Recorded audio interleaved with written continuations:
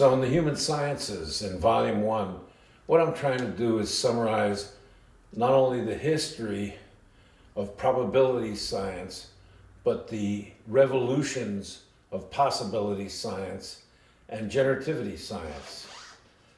So now we're talking in the science area. Probability science had three basic functions that led all the scientists into the 20th century. And even though they don't serve them well anymore, they were description, prediction, and control. The mission of science as they saw it was to enter this space and explain what it was. And they entered, and they gave their stories, and most of their stories did not prove to be true. But because they were trying to describe and predict and control what was going on, control being the most difficult of all.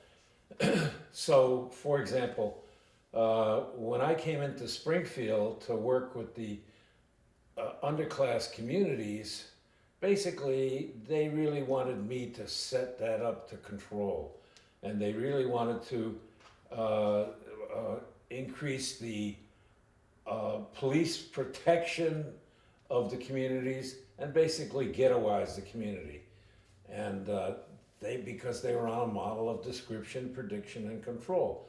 The description is that the guys are thugs and the women are on welfare, and the prediction is they're going to get worse. So what we have to do is control them in some way to separate them out from the majority population. That was the crisis in thinking for me. So what I did was worked hard at it. Bernie came the second year, helped me with it. But what I did was say, the hell with this control thing. We have to learn to align with nature, even if it's human nature. And we have to empower the people in the skills that they need, that they are now deficit, in the areas which they are now deficit, and we need to release them or free them. So we added to description and prediction. No reason to reject that. You ought to know what you're up against. We added relating, empowering, and freeing.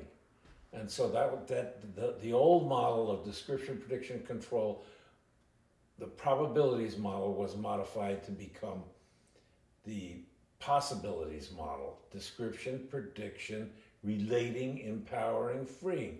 We are now intervening for purposes of empowering the people to define their own destinies rather than controlling on our old terms. And that's related to the conversation that we had before, where we're now saying we're not going to let people, where some firms are now saying we're not going to let people work at home because we're not sure what they're doing every moment. We're going to bring them into work, but nobody asked any questions about relating to them, empowering them, and freeing them to make their contributions and define their own destinies. So that's the basic thesis.